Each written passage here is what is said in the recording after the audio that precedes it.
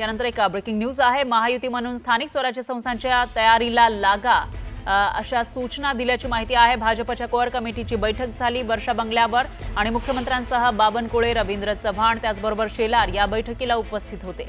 चंद्रकांत पाटील, विक्रांत पाटील, दरेकर, महाजन सुद्धा उपस्थित होते अशी माहिती आहे।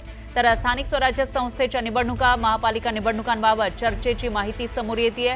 महायुती म्हणून स्थानिक स्वराज्य संस्थांची तयारी करा, तयारीला लागा अशा सूचना मुख्यमंत्री फडणवीसांनी दिलेल्या आहेत। असे आदेश त्यांनी दिल्याची माहिती समोर येते। त्यामुळे आता येणाऱ्या ज्या स्थानिक स्वराज्य संस्थांच्या निवडणुका आहेत किंवा महापालिका निवडणुका आता महायुती एकत्र लढणार असं दिसतंय। आणि या विषयी अधिक माहितीसाठी आपले प्रतिनिधी तुषार रूपनवर हे आपल्यासोबत जोडले गेलेले आहेत फोन लाईनवर। तुषार, काय सांगाल, वर्षावर जी बैठक झालेली आहे त्याच्यामध्ये विशेषतः आपल्याला भाजपचे मोठे नेते दिसत आहेत, नेमकी काय चर्चा झाली, कोणत्या सूचना देण्यात आल्या?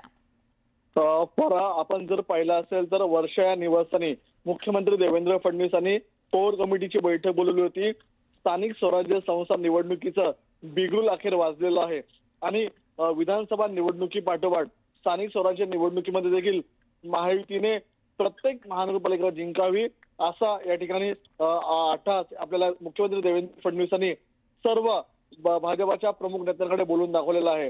हे करत असताना प्रत्येक मुंबईसहित सर्व महानगरपालिकांमध्ये महायुती होईल असंच तुम्ही जनतेपर्यंत निरोप पोहोचवा। भाजप असेल, राष्ट्रवादी अजित पवार गट असेल किंवा एकनाथ शिंदेची शिवसेना असेल, तिघं मिळून आपल्याला एकत्रित लढायचं आहे। ज्या काही महानगरपालिकांमध्ये महायुतीवरून काही वाद निर्माण होतील अशाच वेळेला वरिष्ठ पातळीवरती बोललं जाणार आहे। मात्र सर्व महानगरपालिका निवडणूक एक ताकदीने महायुतीने सर्व पक्ष मिळून एकत्रितपणे लढा असं सूचना आपल्याला मुख्यमंत्री देवेंद्र फडणवीसांनी आजच्या बैठकीमध्ये सर्व कोर सदस्यांना दिल्याचं पाहायला मिळतंय।